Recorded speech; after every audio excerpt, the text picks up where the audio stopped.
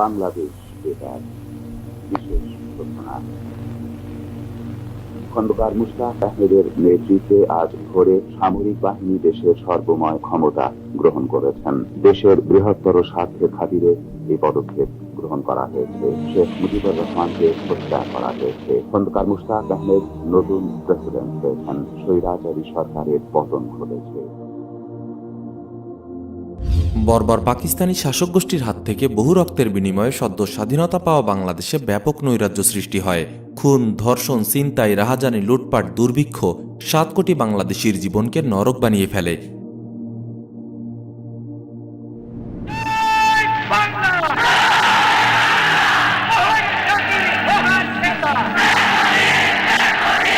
শেখ মুজিবুর রহমান তার ক্যারিসমেটিক নেতৃত্বের মাধ্যমে বাঙালিকে স্বাধীনতার সংগ্রামে উদ্বুদ্ধ করেছিলেন। কেবল তাকে ভালোবেসেই অসংখ্য বাঙালি ৭১-এর মহান মুক্তিযুদ্ধে ঝাঁপিয়ে পড়েছিল। কিন্তু স্বাধীন দেশের নৈরাজ্য ব্যবস্থাপনায় শেখ মুজিব দক্ষতার পরিচয় দিতে পারেননি। উল্টো তারই বহু নিকটাত্মীয়দের বিরুদ্ধে ক্ষমতার অপব্যবহার ও লুটপাটের অভিযোগ ওঠে। এমন এক বাস্তবতায় বাংলাদেশ সেনাবাহিনীর কিছু জুনিয়র অফিসারদের হাতে তিনি নিহত হন। ৭২ সালে স্বদেশ প্রত্যাবর্তনের পর শেখ মুজিবুর রহমানের রাজনৈতিক জীবনে কিছুটা অস্থিরতা পরিলক্ষিত হয়। একদিকে তিনি ভারতের সাথে গোপন ৭ দফা চুক্তির ভিত্তিতে রক্ষী বাহিনী গঠন করেন, ২৫ বছর মেয়াদী ভারত বাংলাদেশ মৈত্রী সহযোগিতা চুক্তিতে স্বাক্ষর করেন। অন্যদিকে ভারতের আদেশ অমান্য করে ১৯৭৩ সালে পাকিস্তানের লাহোরে ওআইসি সম্মেলনে যোগদান করেন জুলফিকার আলীর আমন্ত্রণে। তখনও পর্যন্ত পাকিস্তান বাংলাদেশকে স্বীকৃতি দেয়নি। শেখ মুজিব জুলফিকার আলী ভুট্টোকে বাংলাদেশে আমন্ত্রণ জানান, লাল গালিচা সংবর্ধনা দেন। শেখ মুজিবের এমন আচরণে ভারত নারাজ হলেও তারা শেখ মুজিবকে ক্ষমতায় রাখতে চেয়েছিল। খোদ রয়ের প্রধান আর.এন. কাউ ছদ্মবেশে ঢাকায় এসে মুজিবকে আসন্ন বিপদ সম্পর্কে সতর্ক করে দেয়। In fact, that is what you're talking about is Mujibur Rahman's assassination. In fact, RNW was getting very I would say critical and confirmed inputs that Mujib's life was in danger by some of the army officers in the Bangladesh army in 1975. He in fact personally went to brief Mujib. He also told Mrs. Gandhi about this. কিন্তু শেষ রক্ষা হয় না। শেখ মুজিবুর রহমান নিহত হবার পর cow মানসিকভাবে প্রচণ্ড আঘাত পায়। এমনকি ইন্দিরা গান্ধী সিদ্ধান্ত নিয়েছিল বাংলাদেশে সামরিক হস্তক্ষেপ করার, যদিও পরবর্তীতে সেটা আর বাস্তবায়িত হয়নি। ১৫ আগস্টের পর বিপ্লব আর প্রতিবিপ্লবের পটভূমি ক্ষমতায় বসায় জিয়াউর রহমানকে। জাতীয়তাবাদী এবং ভারত বিরোধী হিসাবে পরিচিত ছিলেন মুক্তিযুদ্ধের জেড ফোর্সের কমান্ডার জিয়া। এই পরিবর্তিত ব্যবস্থায় বাংলাদেশে তার স্বার্থ রক্ষার জন্য নতুন এক চ্যালেঞ্জের সম্মুখীন হয়। পরিস্থিতির দাবি মেনেই বাংলাদেশের আনাচে কানাচে তারা চক্রান্তের জাল বিছিয়ে দেয়। শুরু হয় বাংলাদেশে ভারতীয় কুখ্যাত গুপ্তচর সংস্থা রয়ের আগ্রাসী দ্বিতীয় অধ্যায়।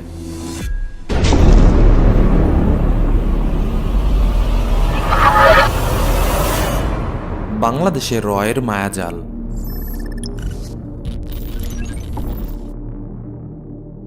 বাংলাদেশ এবং ভারত বন্ধুপ্রতিম দেশ।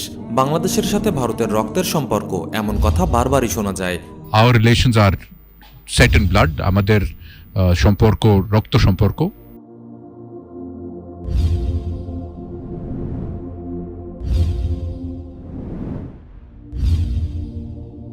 এমন বন্ধুপ্রতিম দেশেও তাদের চক্রান্ত চালাতে কোনো সংকোচ করেনি। বিভিন্ন সময় বাংলাদেশে রয়ের অনেক এজেন্ট ধরা পড়েছে বা তাদের উপস্থিতির কথা সংবাদ মাধ্যমে এসেছে। ১৯৯১ সালে বাংলাদেশ সেনাবাহিনীর মেজর শামসুল আরিফিন ভারতীয় দূতাবাসে কর্মরত রয়ের এজেন্টের কাছে তথ্য পাচার করতে গিয়ে ধরা পড়ে। ১৯৯৩ সালে রাজশাহীতে 7 জন রয়ের এজেন্ট ধরা পড়ে। ২০১৪ সালে ঢাকা থেকে আইএসআইয়ের একজন এজেন্টকে গ্রেপ্তার করে। তারপর অত্যন্ত গোপনে বাংলাদেশ সরকারের অগোচরেই ভারতে নিয়ে যায়। এই ঘটনায় বোঝা যায় বাংলাদেশের এতটাই সুসংগঠিত যে বাংলাদেশ সরকার এসবের কিছুই জানতে পারেনি।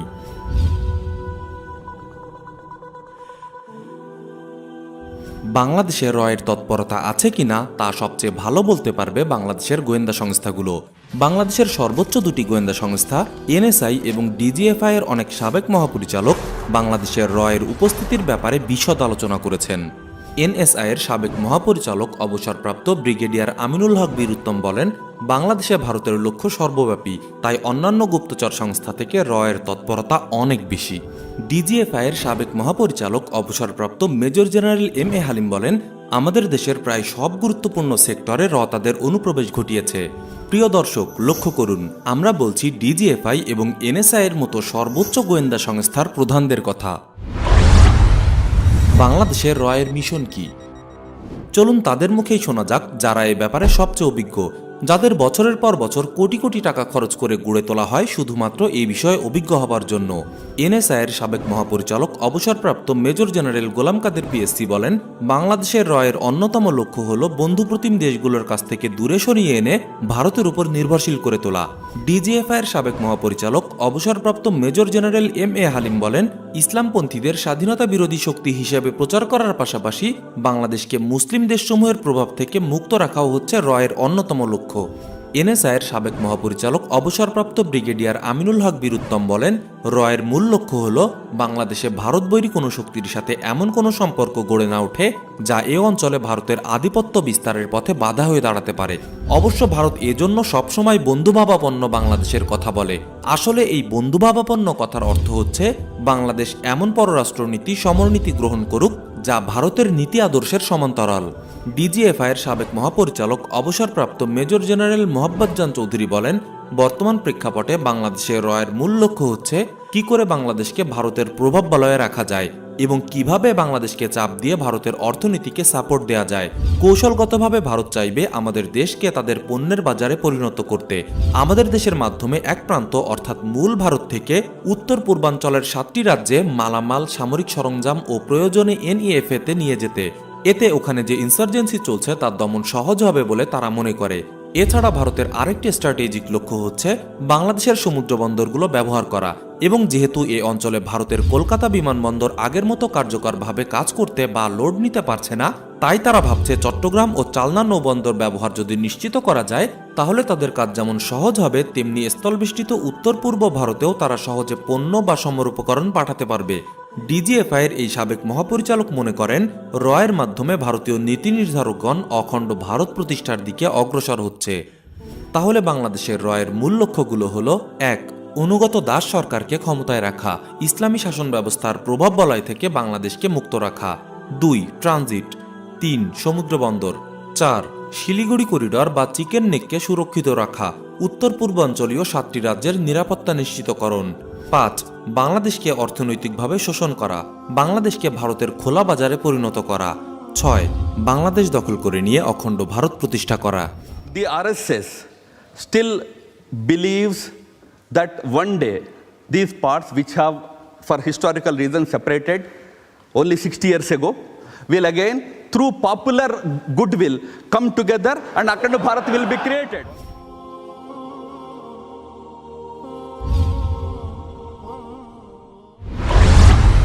র কিভাবে ফাঁদ পাতে? It's all a game of fishing. You go out on fishing expeditions, as it were. You know the area you want to cover. You know that you try and see who are the people who are working there. You find out their addresses. You do homework before that, all sorts of homework, and you try and find out which is the club he visits, which is the bar he goes to, where does he shop. So you do a lot of recce of a prospective target. You're going into hostile territory. You're working against the law of that country. You're going to suborn a good man to become a spy. He's scared. He has to have enough reasons to do that. Or you should have the ability to convince him that he has the reason. Both kinds of people exist. One is the ideological person who will do anything for ideology. But usually the guy who is in need of money is easier to recruit. DGFI এর সাবেক মহাপরিচালক অবসরপ্রাপ্ত major general মোহাব্বতজান Chowdhury বলেন, রয়ের agent নিয়োগের কৌশল 3 থেকে 4 রকম হয়ে থাকে। একটা হচ্ছে অর্থনৈতিক সহযোগিতা। অর্থের বাইরে নারী, সুরা এ দুটোর লোভে পড়েও অনেকে ফেসে যায়। মোট কথা, চাহিদার দিকে লক্ষ্য রেখে সেদিকেই বর্ষি ফেলা হয়। ডিজিএফআই এর সাবেক মহাপরিচালক অবসরপ্রাপ্ত major general M A Halim বলেন, রাজনীতিবিদ, বুদ্ধিজীবী, শিল্পী ও শিক্ষার্থীদের বেছে নেয় এবং বিভিন্ন কৌশলে এদের ক্রয় করে। এ ধরনের কৌশলের মধ্যে রয়েছে খেতাব প্রদান, ডিগ্রি প্রদান, বৃত্তি প্রদান, কম খরচে লেখাপড়ার ব্যবস্থা করা ও বিশিষ্ট ব্যক্তিবর্গকে বিশেষ অতিথি হিসেবে নিমন্ত্রণ করে তাকে বিশেষ সম্বর্ধনা দেয়া ইত্যাদি ইত্যাদি। আবার অনেককে ভাতাও প্রদান করে।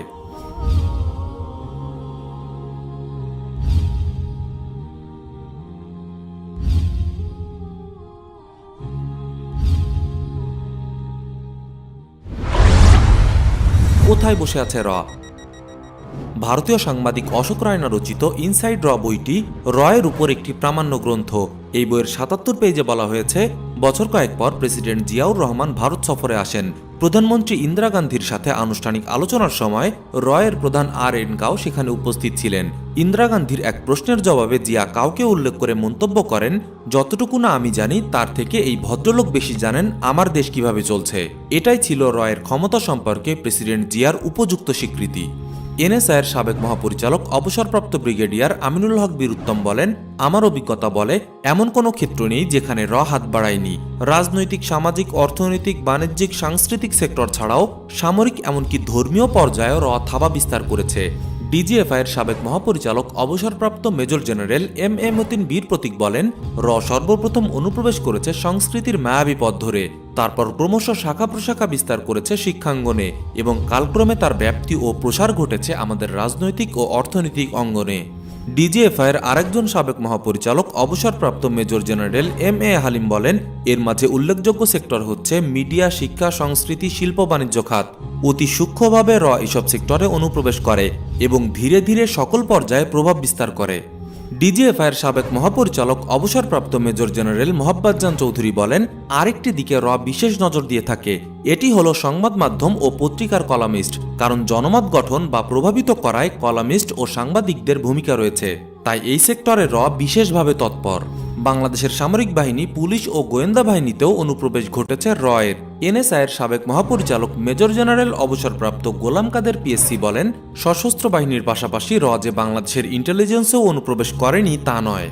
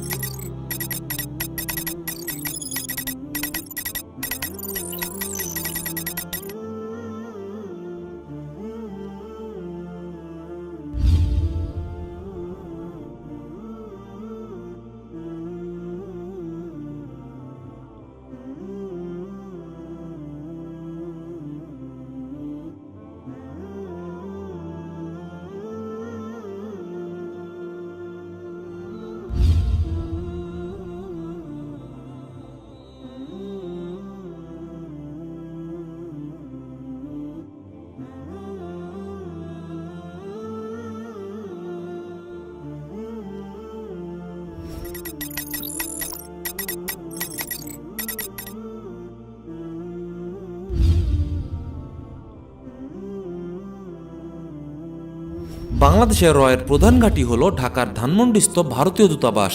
এছাড়া চট্টগ্রাম ও রাজশাহীতেও তাদের দুটি কনসুলেট রয়েছে, যা ডেপুটি হাইকমিশন হিসেবে পরিচিত। ডিজিএফআইয়ের সাবেক মহাপরিচালক অবসরপ্রাপ্ত মেজর জেনারেল এম.এ. মতিন বীর প্রতীক বলেন, ধানমন্ডিস্থ ভারতীয় দূতাবাসের অভ্যন্তরে কূটনৈতিক হিসাবে কর্মরত কর্মকর্তা কর্মচারীদের অনেকেই এর সক্রিয় সদস্য। ধানমন্ডির ইন্ডিয়ান কালচারাল সেন্টার সহ বিভিন্ন ভারতীয় রেস্তোরাঁ, মন্দির ইত্যাদির মাধ্যমেও তাদের বাংলাদেশ বিরোধী তৎপরতা চালিয়ে থাকে। সামনের পর্বগুলোতে এ নিয়ে আলোচনা আসবে ইনশাআল্লাহ। কারা এর এজেন্ট? সাধারণত কাদের এজেন্ট বানায় তা নিয়ে আমাদের ভারতের আগ্রাসন সিরিজের ৩য় পর্বে আলোচনা করেছি, ভিডিওটি দেখে নেবার অনুরোধ রইল। বাংলাদেশে মুচি থেকে শুরু করে ধর্মীয় নেতা সবার মধ্যেই রয়েছে এর এজেন্ট, তবে কিছু নির্দিষ্ট পেশা রয়েছে যাদের মধ্যে এর এজেন্ট সবচেয়ে বেশি।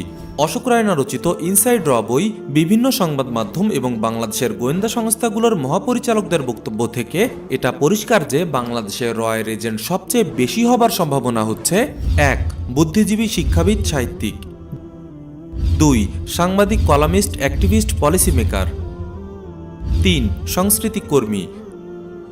৪. ছাত্রনেতা। ৫. গোয়েন্দা সংস্থা, পুলিশ, সামরিক বাহিনী ইত্যাদির মধ্যে।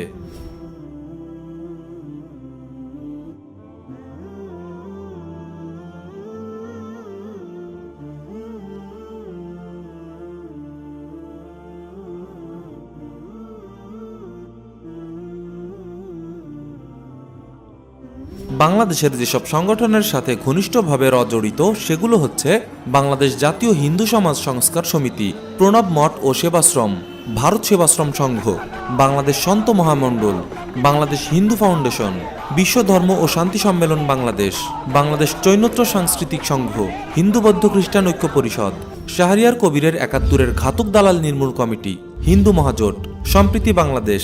ইসকনের সাথেও রয়ের ঘনিষ্ঠ যোগাযোগ রয়েছে। উপযুক্ত সময়ে তার বিস্তারিত আলোচনা হবে ইনশাআল্লাহ। আওয়ামী লীগের সাথে রয়ের বিশেষ সম্পর্ক। র তথা ভারতের পছন্দের সরকার আওয়ামী লীগ সরকার। ভারতের গবেষণা সংস্থা অবজারভার রিসার্চ ফাউন্ডেশন বলেছিল, শেখ হাসিনার নেতৃত্বে আওয়ামী লীগ ছাড়া অন্য কারো ক্ষমতায় আসার বিষয়টিকে ভারত উদ্বেগের চোখে দেখে। ডিজিএফআইয়ের সাবেক মহাপরিচালক অবসরপ্রাপ্ত মেজর জেনারেল এম মতিন বীর প্রতীক বলেন, বাংলাদেশের প্রায় সকল রাজনৈতিক দলের মধ্যেই রয়ের এজেন্ট রয়েছে, তবে আওয়ামী লীগের মধ্যেই রয়ের প্রভাব সবচেয়ে বেশি। মুক্তিযুদ্ধের ৯ নম্বর সেক্টর কমান্ডার মেজর জলিল তার অরক্ষিত স্বাধীনতা পরাধীনতা বইয়ের ৪৪-৪৫ এবং ৪৮-৪৯ পৃষ্ঠায় যা উল্লেখ করেন তার সারমর্ম হল, আওয়ামী লীগের অনেক নেতা কলকাতায় মদ, নারী, জুয়া, দুর্নীতি, লুটপাটে ব্যস্ত ছিল। বিখ্যাত চলচ্চিত্রকার জহির রায়হানের কাছে আওয়ামী লীগ নেতাদের এই কুকর্মের প্রমাণ ছিল, তাই জহির রায়হানকে গুম করা হয়। ভারতীয় কর্তৃপক্ষের কাছে আওয়ামী লীগ নেতাদের এসব দুর্বলতার প্রমাণ ছিল। পরবর্তীতে আওয়ামী লীগ নেতাদের এসব দুর্বলতা কাজে লাগিয়ে ব্ল্যাকমেইল করার সুযোগ পায়। এনএসআইয়ের সাবেক মহাপরিচালক অবসরপ্রাপ্ত ব্রিগেডিয়ার আমিনুল হক বীর উত্তম আওয়ামী লীগের এজেন্টের আধিক্যের ব্যাপারে বলেন, দল হিসাবে আওয়ামী লীগকে যতটা দায়ী করা যাবে তার চেয়ে বেশি দোষী করতে হবে ওই দলের কতিপয় ক্ষমতা ও অর্থলিপ্সু নেতাকে, কারণ এরা মনে করে ভারতের সাহায্য ছাড়া ক্ষমতায় যাওয়া ও টিকে থাকা সম্ভব নয়। এজন্য এরা সহজেই রয়ের খপ্পরে পড়ে যায়। বিভিন্ন সময় নির্বাচনে আওয়ামী লীগকে জেতানোর জন্য টাকা দেওয়া, এজেন্টকে মাঠে নামানো, মিডিয়া প্রোপাগান্ডা চালানো, পরিকল্পনা করে দেওয়া ইত্যাদি বিভিন্নভাবে সাহায্য করে শেখ হাসিনাকে সেনা বিদ্রোহ সম্পর্কে আগাম খবর জানিয়ে দেওয়া এবং প্রয়োজনে সামরিক বাহিনী হস্তক্ষেপের মাধ্যমে তার সরকারকে রক্ষা করার নিশ্চয়তাও দিয়েছিল ভারত তথা বিনিময়ে আওয়ামী লীগ সরকারও ভারতকে ট্রানজিট, সমুদ্রবন্দর, পানি, ইলিশ যখন যা চেয়েছে তাই দিয়েছে। এমনকি ১৯৯৭ সালে ঢাকা, চট্টগ্রাম ও খুলনায় রয়ের অফিস খোলার সুযোগও দেয় আইটি প্রতিষ্ঠানের আড়ালে। বাংলাদেশের জাতীয় সংসদে এ নিয়ে বিতর্ক সৃষ্টি হয়। এমনকি ভারতের বিভিন্ন পত্রপত্রিকাতে এ খবরের সত্যতা স্বীকার করা হয়। ৭৫ পরবর্তী রয়ের বড় বড় অপারেশন। ৭৫ পরবর্তী সময় থেকে বাংলাদেশে যত বড় বড় অপারেশন করেছে সেগুলো হচ্ছে: ১. শান্তিবাহিনী সৃষ্টির মাধ্যমে পার্বত্য চট্টগ্রামকে অস্থিতিশীল করে তোলা। শান্তিবাহিনী পার্বত্য চট্টগ্রামকে বাংলাদেশ থেকে বিচ্ছিন্ন করে আলাদা রাষ্ট্র গঠন করতে চায়। দীর্ঘদিন যাবৎ এই শান্তিবাহিনীকে আশ্রয়, ট্রেনিং, অর্থ, অস্ত্রশস্ত্র প্রদান এবং আন্তর্জাতিক মিডিয়ায় কভারেজ দিয়ে আসছে। রাঙামাটি ছিল শান্তিবাহিনীর ব্রেইন, হার্ট, আর খাগড়া ছিল শান্তিবাহিনীর নলের আগা। যেহেতু আমরা ত্রিপুরা বর্ডার পেতাম, আমাদের এখান দিয়ে আসতে যেত। আমার শান্তি আলোচনাটাও ইন্ডিয়ার থেকে ওনারা আসতো, আমি তো ওনাদেরকে বর্ডারে যে রিসিভ করতাম, আমি রিসিভ করেছি ওনাদেরকে, এতে তো লুকাবার কিছু নাই। ২. বাংলাদেশ ভারত সীমান্তবর্তী এলাকা খুলনা, যশোর, ফরিদপুর, কুষ্টিয়া, বরিশাল ও পটুয়াখালী নিয়ে হিন্দু রাষ্ট্র গঠন করতে চাওয়া। এটি বঙ্গভূমি আন্দোলন নামে বেশ পরিচিতি পেয়েছিল। ৩. কল্পিত এবং অতিরঞ্জিত সংখ্যালঘু নির্যাতন। তসলিমা নাসরিন ইস্যু সামনে নিয়ে এসে বাংলাদেশকে বিশ্বের দরবারে সাম্প্রদায়িক তথাকথিত জঙ্গি রাষ্ট্র হিসেবে উপস্থাপন করা। ৪. বৃহত্তর ময়মনসিংহ অঞ্চলের গারোদের নিয়ে আলাদা রাষ্ট্র গড়ার মিশন। এটি গারোল্যান্ড আন্দোলন নামে পরিচিত। ৫. মুহাজির সংঘ নামে একটি সংগঠন তৈরি করে বাংলাদেশ থেকে লক্ষ লক্ষ মানুষ নির্যাতনের শিকার হয়ে ভারতে গিয়েছে একথা প্রচার করা। এর মাধ্যমে চেয়েছিল আন্তর্জাতিক মণ্ডলে বাংলাদেশকে অত্যাচারী রাষ্ট্র হিসাবে উপস্থাপন করতে। ৬. বিডিআর বিদ্রোহ। বাংলাদেশের সামরিক বাহিনীকে দুর্বল করে একে ভারতের পাঁচাটা বাহিনীতে রূপান্তর করার জন্য এর পরিকল্পনা এবং সহায়তায় বাংলাদেশের সীমান্তরক্ষী বাহিনী তৎকালীন বিডিআর বর্তমান বিজিবির সদর দপ্তরে তথাকথিত বিদ্রোহ হয়। ২০০৯ সালের ফেব্রুয়ারিতে সংগঠিত এই বিদ্রোহে ৫৭ জন সেনা অফিসার নিহত হয় এর এজেন্টদের হাতে। সেখানে ৯টা ১৫তে একটা পিক আপ ভ্যান ওখান দিয়ে ঢুকেছে, সিভিল পিক আপ ভ্যান, যেটার ভিতরে ১১ জনের মতো সৈনিক ছিল, আর্মড, এবং তাদের এই উচ্ছৃঙ্খল পোশাক, যেটার সাথে বিডিআর এর কোনো সাদৃশ্য নেই, এই ধরনের পোশাকে ওরা ওখানে ঢুকছে। এই লোকগুলোই গিয়ে কোর্টটা ভাঙছে। পরবর্তীকালে কোর্টটা ভেঙে ১১টার আগে কোর্টটা ভেঙে তারপরে এই সৈনিকদেরকে আর্মস গুলো দিয়েছে এবং এই তারপরে এই হত্যাগুলো শুরু করেছে। 7. প্রেসিডেন্ট জিয়ার হত্যা। জাতীয়তাবাদী মনোভাবের কারণে জিয়া ভারতের আগ্রাসনের জন্য হুমকি হিসাবে আবির্ভূত হন। এ কারণে তাকে হত্যার ষড়যন্ত্র করে এবং 1981 সালে প্রেসিডেন্ট জিয়াকে হত্যা করা হয়। এছাড়াও ইসলামপন্থী স্বাধীনতা বিরোধীদের হাতে এদেশের স্বাধীনতা বিপন্ন এমন প্রচার চালিয়ে বাংলাদেশে পরিচালিত তৎপরতা আড়াল করা, মুসলিম অধ্যুষিত একটি জনগোষ্ঠীর মাঝে ইসলামের ব্যাপারে বিরূপ ধারণা ছড়িয়ে দেওয়া এবং কালচারাল আগ্রাসনের মাধ্যমে এদেশের সংস্কৃতিকে স্যাবোটাজ করে ভারতীয় বিজাতীয় হিন্দুয়ানি সংস্কৃতিকে মুসলিম অধ্যুষিত এই অঞ্চলের সংস্কৃতির সাথে মিলিয়ে দিতে পারাও তাদের বড় অপারেশনসমূহের অন্যতম। ভারতের আগ্রাসন সিরিজের পরবর্তী পর্বগুলো এসব নিয়ে বিস্তারিত আলোচনা করা হবে ইনশাআল্লাহ। প্রিয় দর্শক, এই পরিবর্তিত বিশ্ব ব্যবস্থায় ভারত দ্রুত অগ্রসর হচ্ছে অখণ্ড ভারত প্রতিষ্ঠার দিকে। ভারতের নীতি নির্ধারকরা এখন কোনো রাগঢাক ছাড়াই অখণ্ড ভারত প্রতিষ্ঠার কথা বলছে।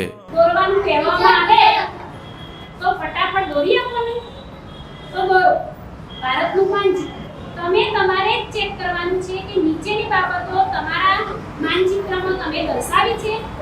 પાકિસ્તાન, અફઘાનિસ્તાન, બાંગ્લાદેશ, નેપાળ, ભૂતાન, એટલે કે આ ઉપરના દેશો પણ અખંડ ભારતના જ ભાગ હતા. আপনার আমার প্রিয় এই স্বদেশের স্বাধীনতা চরম হুমকির মুখে। হিন্দুত্ববাদী ভারত বাংলাদেশকে কবজা করে নেয়ার দ্বার প্রান্তে, আর ক্ষমতার লোভী তাদের সাথে হাত মিলিয়েছে এদেশের দালালেরা। চরম এক সংকটের মুখে বাংলাদেশ। এই ভূমি আমাদের বর্তমান যে বাংলা ভূমি, এই বাংলা একটা পবিত্র ভূমি। এখানে অনুকূল ঠাকুর, হরি ঠাকুর, জগৎবন্ধু, বালক ব্রহ্মচারী, রাম ঠাকুর, দুর্গা প্রসন্ন, সমস্ত মহাপুরুষদের পবিত্র ভূমি এখানে। তো সেই জায়গাটুকু আমরা ছেড়ে যেতে চাই না। এই জায়গা যেন আগামী দিনে অখণ্ড ভারতের একটি অংশ হতে পারে, সেই জন্য আমাদের প্রার্থনা, এবং সেই প্রার্থনাটা পূরণ করতে পারে বিজেপি গভর্নমেন্ট। আমাদের এই ভিডিওগুলো শুধু কিছু লাইক কমেন্ট পাবার আশায় নয়, বরং আমরা চাই সকলকে সচেতন করতে। ভারতের আগ্রাসনের বিরুদ্ধে এখনই সচেতন হতে হবে, আর তা না হলে সেদিন আর খুব বেশি দেরি নয় যেদিন ভারতীয় সৈন্যদের বুলেটের আঘাতে ঘুম ভাঙবে আমাদের। প্রিয় দর্শক, কেমন লাগলো আমাদের আজকের এই ভিডিও কমেন্টে জানাতে পারেন। ভারতের আগ্রাসন সিরিজের পরবর্তী পর্বগুলো পেতে চাইলে এখনই সাবস্ক্রাইব করে নিন আমাদের চ্যানেল এবং নোটিফিকেশন বাটনটি অন করে নিন। ইনশাআল্লাহ আবার দেখা হবে আগামী পর্বে। كثير التعلق، تحية مشتاق كثير التعلق، جرى ذكر من